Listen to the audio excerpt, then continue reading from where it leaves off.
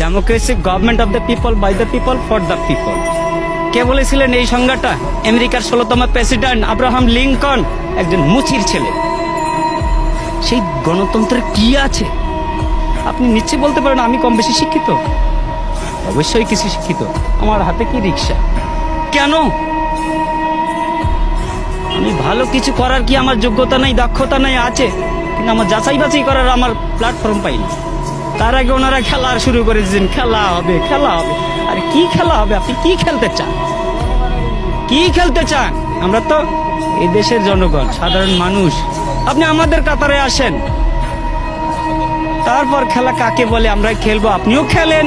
দেশ স্বাধীন হয়েছে, এই স্বাধীনতার দলিলটা কার কাছে আছে? দলিলটা কার কাছে আছে? ওই বলেছিলেন না, ভুট্টো সাহেব বলেছিলেন, যাও তোমার দিল্লির পূর্বদের কাছে যাও। সেই দিল্লি